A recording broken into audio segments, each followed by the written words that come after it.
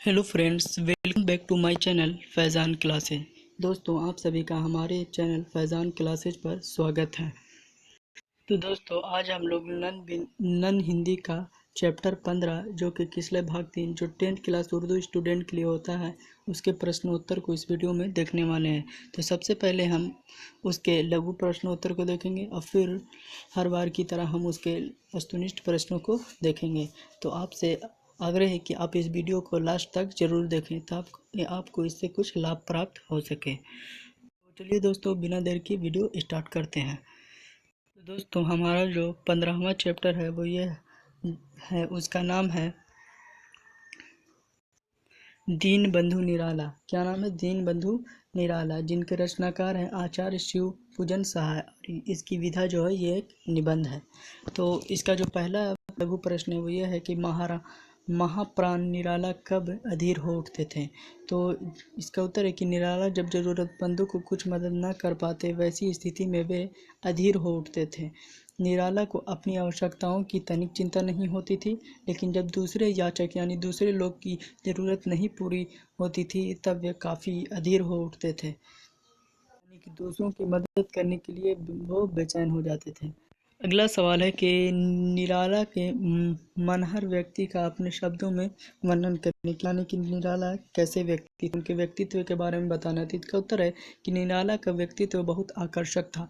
आकर्षक रूप, लंबे तकड़े डील डौल शरीर, सुगठित स्वास्थ्य, विलक्षण मेधाशक्ति, ललित मनहर कंठ, दर्यार्द हृदय, चिंतनशील मस्तिष्क, उद्भावना शक्ति संपन्न बुद्धि, ये सब उनकी भगवत विभूतियाँ थी, यानी कि उनकी खूबियाँ थी।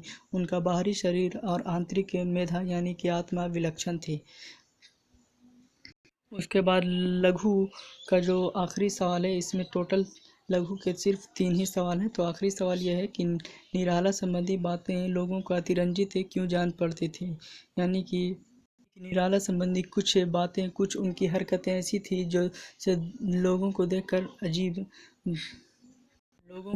अजीब लगता था। तो इसका उत्तर है कि निराला याचकों के लिए तो कल्पतरूप थे ही, याचकों यानी ज़रूरतमंदों के लिए वो एक मसीहा की तरह थे।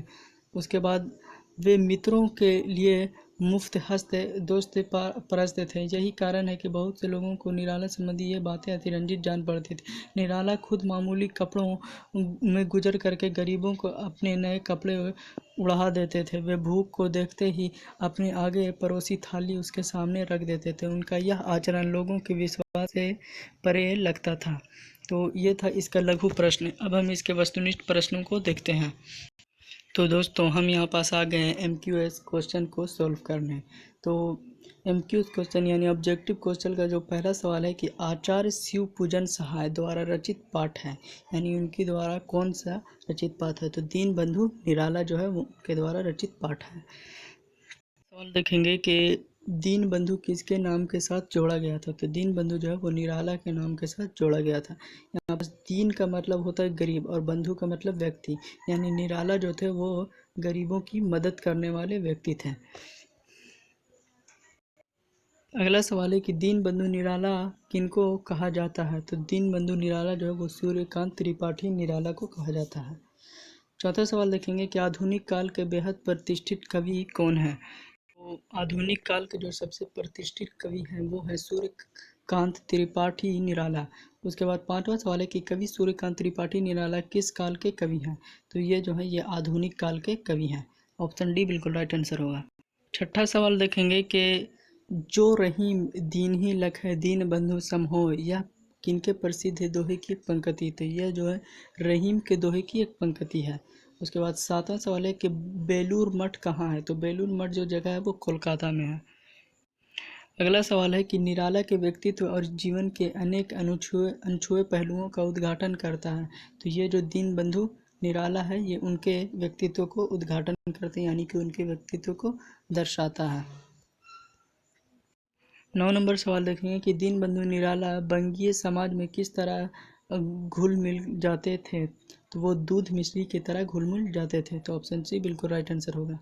10वां सवाल देखेंगे कि याचकों के लिए यानी याचकों के लिए तो कल्परूप थे ही, अपने मित्रों के लिए मुक्त हस्त दोस्त परस्त कौन थे? तो ये जो थे दीनबंधु निराला जी थे। तो ऑप्शन डी बिल्कुल राइट आंसर होगा। 11 नंबर सवाल देखेंगे कि किनका अधिकांश अवकाश काल यानी कि अधिकांश दिन अवकाश काल दिनों की दुनिया में बीतता था। दिनों यहाँ पास अवकाश के मतलब होता है दिन और काल के मतलब समय, यानी कि किनका अधिकांश दिन दिनों की दुनिया में बीतता था। यहाँ पास दिनों का अर्थ होता है गरीबों की दुनिया में, गरीबों की मदद में गुजरता था। यहाँ पास इस दिन का मतलब होता है गरीब वाला दिन और इस अवकाश का मतलब होता है दिन यानी कि डे।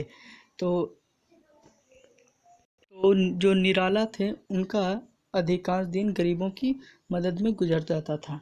उसके बाद 12वां सवाल है कि धन के पास अतिथि के समान अल्पविधि तक ही टिकने आता था। अल्पविधि मतलब कि थोड़े देर के लिए। तो जो धन टिकने आता था वो दीनबंधु निराला के पास थोड़ी ही देर के लिए रहता था, क्योंकि वो ज़रूरतमंदों को वो सारे धन दे देते थे। तो दोस्तों ये था इस पाठ के महत्वपूर्ण प्रश्नोत्तर। यदि आपको ये वीडियो पसंद आया तो आप इसे लाइक कीजिए, दोस्तों के पास शेयर कीजिए और ऐसे ही एजुकेशनल वीडियोस देखने के लिए हमारे यूट्यूब चैनल फैज़ान क्लासेज को सब्सक्राइब कीजिए और सब्सक्राइब करने के बाद घंटा ज़रूर दबाएं और ऑल पर क्लिक करें। तब तक के लिए मिलते हैं अगली वीडियो में। जय हिंद।